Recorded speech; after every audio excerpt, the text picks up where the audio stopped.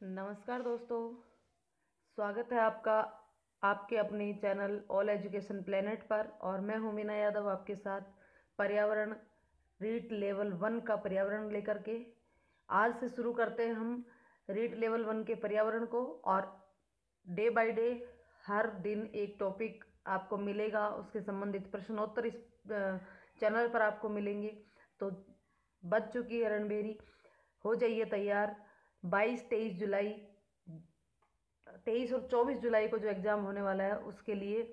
और जैसे ही हमें पता चलेगा कि रीट के बाद जो थर्ड ग्रेड का जो एग्ज़ाम होगा, यानी कि अभी आपको पता चल गया होगा कि थर्ड ग्रेड का अब पहले तो रीट होगा जो कि एक पात्रता परीक्षा होगी, और उसके बाद एक एग्ज़ाम और होगा। जैसे ही हमें पता चलता है कि उस एग्ज़ाम का क्या सिलेबस रहने वाला है, उसके बाद उस सिलेबस के अकॉर्डिंग पर्यावरण या जो भी उसका सिलेबस रहने वाला है उस सिलेबस के अकॉर्डिंग हम उसकी भी तैयारी शुरू करेंगे। तो सबसे पहले हम जो 23 और 24 को रीट का एग्ज़ाम होने वाला है उस एग्ज़ाम की तैयारी करते हैं, क्योंकि सबसे पहले तो ज़रूरी है उसमें क्वालिफाई करना।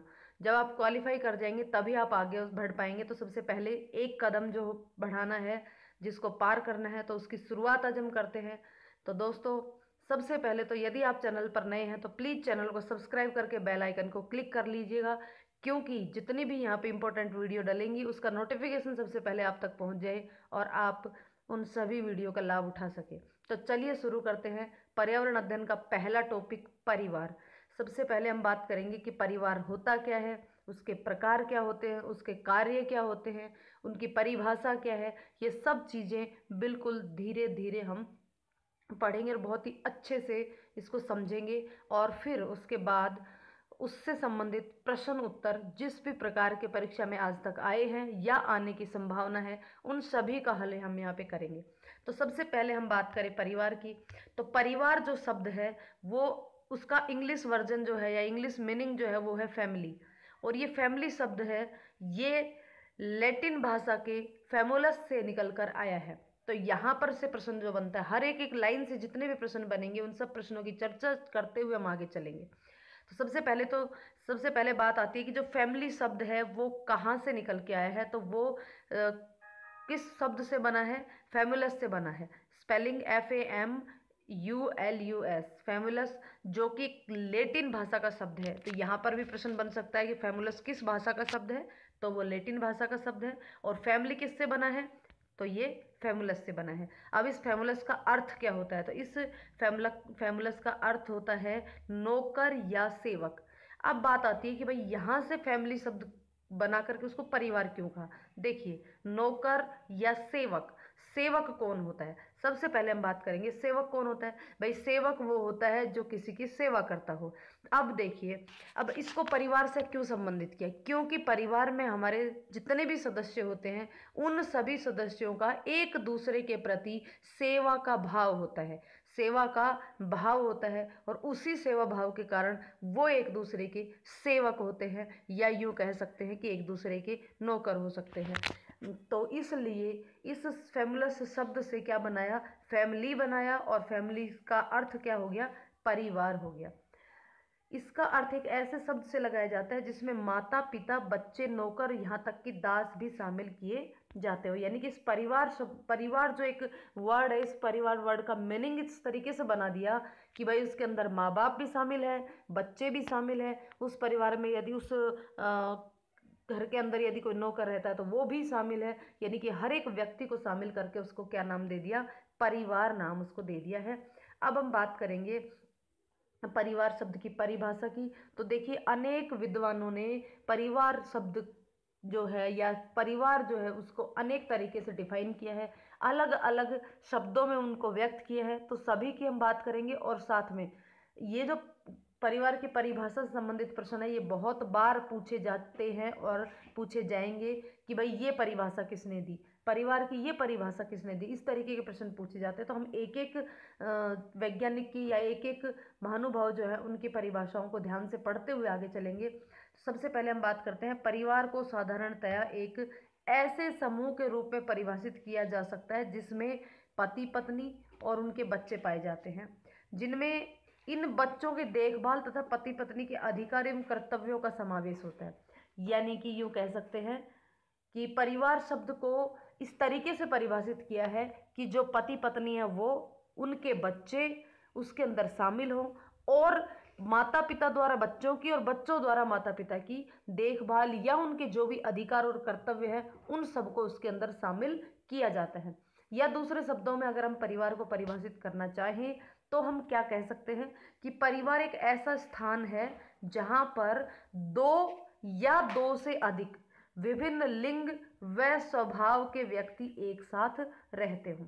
यानी कि परिवार को हम दूसरे शब्दों में ये भी कह सकते हैं कि भाई परिवार एक ऐसा स्थान है, ऐसी चीज है जिसके अंदर दो या दो से अधिक भी हो सकता है। यानी कि दो व्यक्तियों को मिलके भी परिवार बनता है, और दो से ज़्यादा व्यक्ति अगर मिल जाए तो भी एक परिवार बनता है। तो दो या दो से अधिक विभिन्न लिंग के व्यक्ति एवं उनका स्वभाव भी अलग अलग होता है। हर व्यक्ति का स्वभाव अपना अलग होता है। तो दो अलग अलग स्वभाव के या दो से अधिक अलग अलग लिंग या स्वभाव के व्यक्ति जब एक साथ रहते हों तो उसी को ही क्या कहते हैं, परिवार कहते हैं। तो उम्मीद है आपको ये समझ आ रहा होगा। अब हम बात करते हैं जो परिभाषाएं जिसने जो दी गई हैं उन सब की। तो परिभाषाओं में देखिए, सबसे पहले मैकाइवर व पेज के अनुसार परिवार की क्या परिभाषा, मैकाइवर व पेज ने क्या परिभाषा दी है, ध्यान से सुनना। मैकाइवर व पेज ने परिवार की क्या परिभाषा दी है। तो भाई मैकाइवर और पेज ने कहा है कि परिवार निश्चित यौन संबंध द्वारा परिभाषित एक ऐसा समूह है जो बच्चों के जनन और लालन पालन की व्यवस्था करता है। यानी कि एक परिवार ही ऐसा जो है समूह है जिसमें यौन संबंध द्वारा संबंधित होते हैं और बच्चों को जन्म देते हैं, और साथ ही साथ उन बच्चों के लालन पालन की जिम्मेदारी भी उन्हीं की ही होती है, वही उनके लालन पालन की व्यवस्था करते हैं। तो ऐसी बात कही है किसने, मैकाइवर व पेज ने। नेक्स्ट बात करें हम लूसी मेयर के अनुसार। लूसी मेयर ने परिवार की क्या परिभाषा दी है, देखिए। मैकाइवर और पेज ने तो कहा है कि भाई यौन संबंध द्वारा संबंधित ऐसे समूह जो बच्चे पैदा करते हैं और उनका लालन पालन करने की जिम्मेदारी भी उठाते हैं। लूसी मेयर ने क्या कहा, देखिए।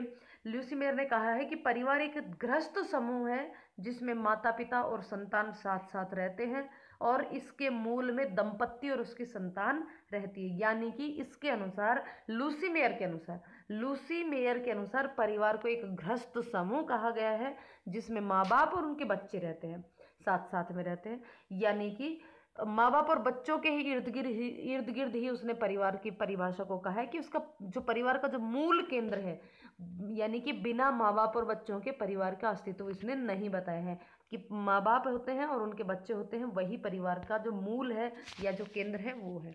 नेक्स्ट बात करते हैं हम किंग्सले की।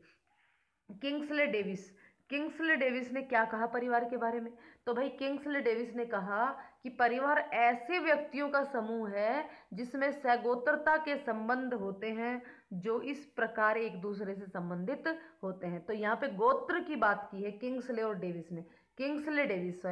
डेविस ने परिवार को क्या कहा है, ऐसे व्यक्तियों का समूह कहा है जिसमें सगोत्र संबंध होते हैं। सगोत्र संबंध का मतलब सारे जितने भी सदस्य होते हैं वो एक ही, मतलब उन सदस्यों के बीच में गोत्र का संबंध होता है और वो एक दूसरे से किसी न किसी प्रकार से कनेक्ट रहते हैं, जुड़े हुए रहते हैं, संबंधित रहते हैं।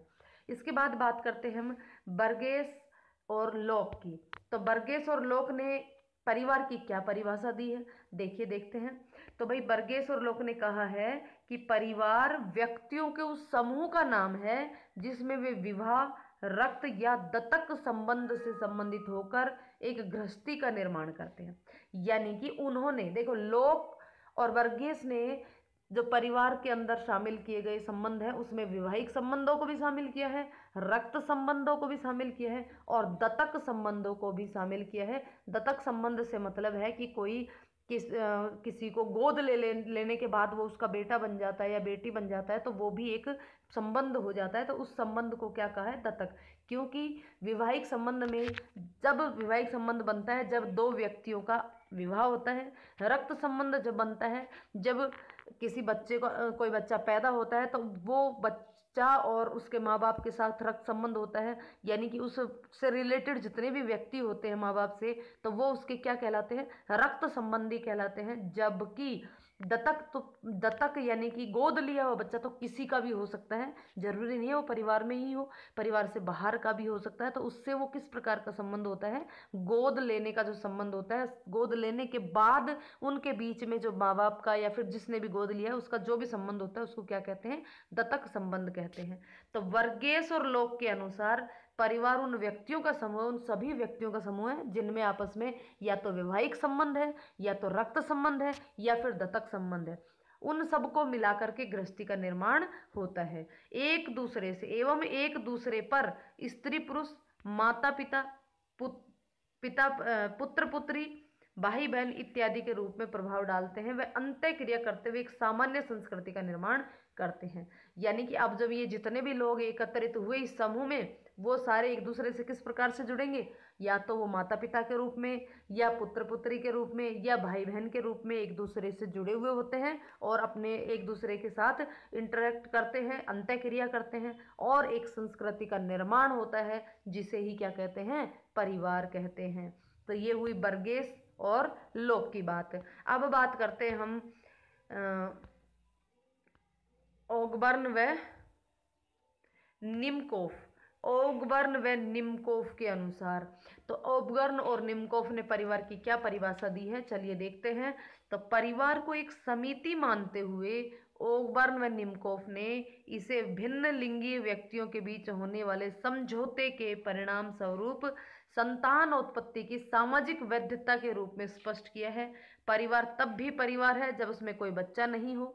यह अकेली माता, अकेले पिता के साथ भी बच्चे सहित को भी परिवार ही कहते हैं। तो देखिए ओगबर्न और निमकोफ ने क्या कहा है, इन दोनों ने मिलकर के ये कहा है कि भाई परिवार एक ऐसा समिति है, एक ऐसा समूह है जिसमें अलग अलग लिंग के व्यक्तियों के साथ, व्यक्तियों के बीच में कुछ समझौते का परिणाम स्वरूप, यानी उनके बीच में कुछ समझौता होता है, उस समझौते के परिणाम स्वरूप संतान की उत्पत्ति होती है जो कि सामाजिक रूप से वैध होती है, जो सामाजिक रूप से वैध होती है, और उसी से ही परिवार का निर्माण होता है। अब उस परिवार में हो सकता है कि माता पिता में से कोई एक ही हो और उनके बच्चे हों, या तो माता के साथ बच्चे हों या पिता के साथ बच्चे हों, और कुछ परिवारों में बच्चे नहीं भी होते हैं लेकिन उसमें भी पति और पत्नी के बीच सामाजिक बंधन होता है जिससे कि वो संतान उत्पत्ति की उनको प्रमाणिकता मिली हुई होती है, वो संतान उत्पत्ति कर सकते हैं। यानी कि उनको इस प्रकार से इस समाज या संतानोत्पत्ति की जो जो इजाज़त है समाज के द्वारा उनको दी जाती है। यूँ तो संतान उत्पत्ति कहीं भी हो सकती है, लेकिन अगर वो इस सामाजिक रीति रिवाज के अनुसार, यानी कि इस परिवार के बाहर अगर कहीं संतान उत्पत्ति होती है तो उस संतान उत्पत्ति को अवैध माना जाता है, वैध नहीं माना जाता, और समाज उसको जो है उचित दर्जा नहीं देता है और वो अवैध संतान के रूप में जानी जाती है, उसको मान्यता नहीं मिलती है समाज में। तो यहाँ पे अब हम बात करेंगे बिसेंज और बिसेंज के अनुसार। बिसेंज और बिसेंज के अनुसार परिवार का क्या मतलब है, तो एक अर्थ में हम परिवार की परिभाषा में एक बच्चे सहित स्त्री और उसकी देखभाल के लिए पुरुष को ले सकते हैं। यानी कि यहाँ पे बिसेंज और बिसेंज ने कहा है कि परिवार में एक बच्चे और एक स्त्री और एक पुरुष, मतलब एक तो बच्चा और बच्चे सहित स्त्री और उसकी देखभाल के लिए पुरुष यदि है तो उसको एक परिवार कह सकते हैं। उसके बाद है डी.एन. मजूमदार। डी.एम. मजूमदार के अनुसार परिवार क्या है, तो परिवार ऐसे व्यक्तियों का समूह है जो एक ही छत के नीचे रहते हैं, रक्त से संबंधित होते हैं, स्थान, स्वार्थ, पारस्परिक आदान प्रदान के आधार पर एक किस्म की चेतनता अनुभव करते हैं। तो डी.एन. मजूमदार के अनुसार परिवार ऐसे व्यक्तियों का समूह है जो एक छत के नीचे तो रहते ही रहते हैं और साथ ही साथ उनमें रक्त संबंध भी होता है, और वो किसी न किसी स्वार्थ से स्थान, स्वार्थ और पारस्परिक आदान प्रदान के आधार पर एक किस्म की चेतना का अनुभव करते हैं। इसके बाद बात करते हैं हम जोन्स के अनुसार। तो जोन्स के अनुसार परिवार यौन संबंधों पर आधारित एक ऐसी सामाजिक संस्था है जिसका संतानोत्पत्ति एवं उसका लालन पालन करना उसका एक कर्तव्य है। जोन्स के अनुसार यौन संबंधों पर आधारित सामाजिक संस्था बताया है, और संतानोत्पत्ति करना और संतान का लालन पालन करना उसका दायित्व होता है। इसके बाद है इलियट एवं मोरिल के अनुसार। इलियट एवं मोरिल के अनुसार परिवार को पति पत्नी और उनके बच्चों की एक जैविक सामाजिक इकाई के रूप में परिभाषित किया जा सकता है।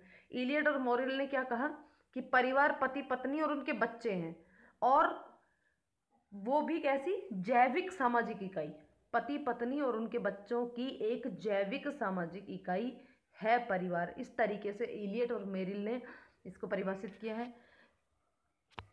उसके बाद बात करते हैं हम कसेर के अनुसार। परिवार को हम संबंधों की वह व्यवस्था समझते हैं जो माता पिता और संतान के मध्य पाई जाती है। यानी कि यहाँ पर परिवार को एक व्यवस्था बताया है संबंधों की। क्या बताया है? संबंधों की व्यवस्था बताया है जो कि माता पिता और उनके बच्चों के बीच के में पाई जाती है, ये बताया है क्लेयर के अनुसार। नेक्स्ट बात करते हैं हम उपरोक्त परिभाषाओं में से स्पष्ट है, यानी कि इतने सारे लोगों की जो परिभाषाएं हैं उन सभी परिभाषाओं से क्या जो है कंक्लूजन निकलता है उसकी बात करी गई है कि उपरोक्त परिभाषाओं से स्पष्ट है कि परिवार जैविक संबंधों पर आधारित एक सामाजिक समूह है जिसमें माता पिता और उसकी संतान होती है। इसका उद्देश्य अपने परिवार के सदस्यों के लिए भोजन, प्रजनन, यौन संतुष्टि, सामाजिकरण संबंधी आवश्यकताओं की पूर्ति करना है। यानी कि परिवार एक ऐसा सामाजिक समूह है जिसके अंदर जैविक संबंध पाए जाते हैं। जैविक संबंध में माता पिता और उसकी संतान होती है, और उनका जो मेन जो उद्देश्य है वो है उस परिवार के लिए भोजन, प्रजनन, यौन संतुष्टि, सामाजिकरण संबंधी आवश्यकताओं की पूर्ति करना। यानी कि हर तरीके की जो आवश्यकताओं की पूर्ति की व्यवस्था समाज के अंदर परिवार में होती है। तो ये कंक्लूजन निकला है इन सभी परिभाषाओं से। तो देखिए, ऐसा करते हैं कि इस वीडियो में हम केवल परिवार की परिभाषा ही रखते हैं। नेक्स्ट वीडियो में हम बात करेंगे कि परिवार की क्या क्या विशेषताएं होती हैं, उसके बाद परिवार के क्या क्या कार्य होते हैं, उसके बाद हम बात करेंगे परिवार कितने प्रकार के होते हैं, किस किस प्रकार से उनको बांटा जाता है। ये सारी बातें जो हम बात करेंगे परिवार की। साथ ही साथ परिवार में हमारी जो ये जो परिवार का जो टॉपिक है इसके अंदर परिवार में सिर्फ एकल और संयुक्त परिवार की बात हो रही है, तो हम एकल और संयुक्त परिवार के ही बारे में डिटेल से पढ़ेंगे।